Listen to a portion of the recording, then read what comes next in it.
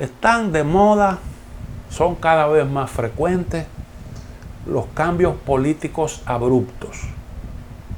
Y eso se produce cuando hay inconformidad generalizada de la población, que no encuentra realmente la respuesta que entiende adecuada, conveniente a sus necesidades por parte de la clase política, y entonces vienen los inventos.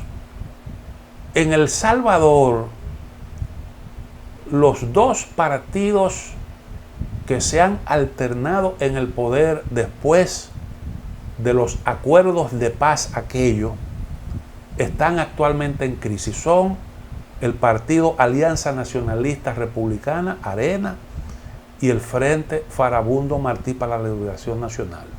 Estos dos partidos, desde hace años, acaparaban no menos del 60% de los votos.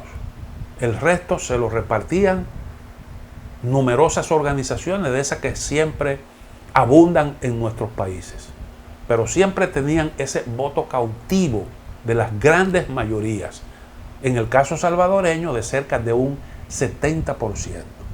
De repente aparece una fuerza política emergente que desbancó a esos dos partidos tradicionales. Otras organizaciones, como el caso, por ejemplo, del Partido Demócrata Cristiano, venían en una escala descendente desde hacía bastante tiempo. Fue una de las grandes organizaciones, recuerden ustedes a José Napoleón Duarte, que fue un gran político salvadoreño, que encabezó un gobierno del Partido Demócrata Cristiano, que, bueno, pues mucha gente recuerda en nuestra región. El partido del señor Nayib Bukele, que entró en coalición con otras fuerzas políticas, ganó, logró desplazar a esos dos grandes partidos, y además de eso obtuvo una victoria aplastante en los últimos comicios municipales y legislativos. Una victoria contundente. Los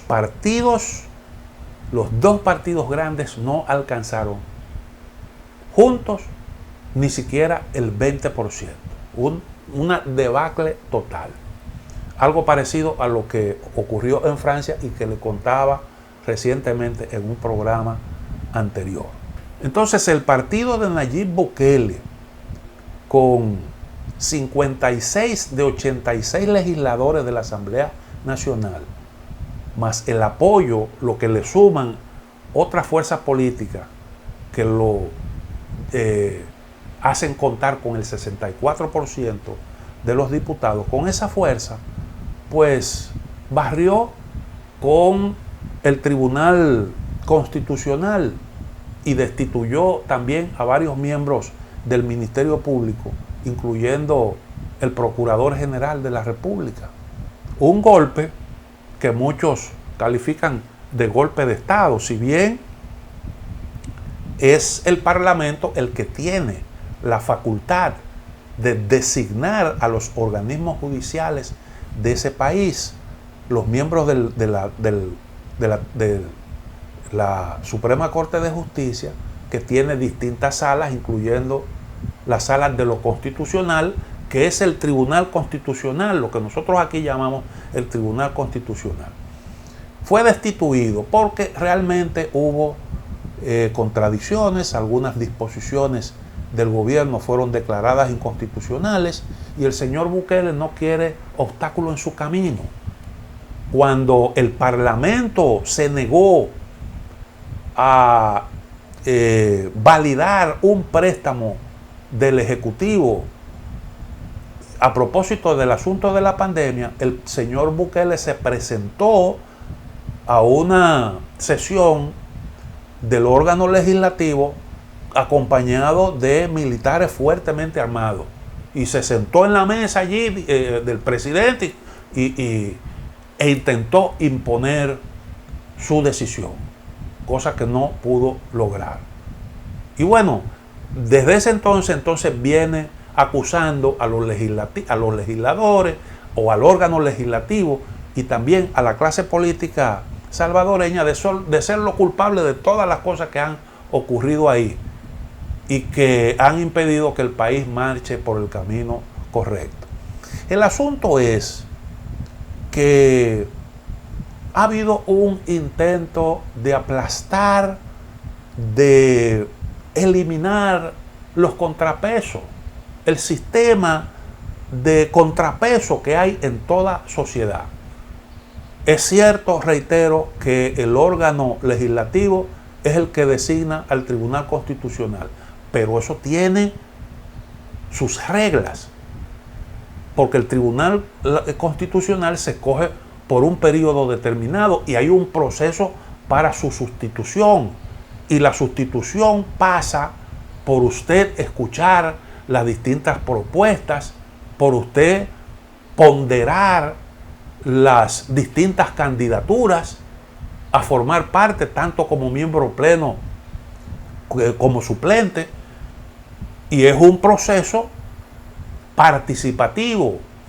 Y sin embargo allí se decidió el cambio, esos cambios se decidieron de un día para otro y sin siquiera hacérselo saber a las organizaciones, a los representantes de la oposición, que no sabían absolutamente nada de lo que ese día se iba a debatir. Y en un solo día se dispuso el cambio de toda la Corte, de todo el Tribunal Constitucional, y se despidió al procurador.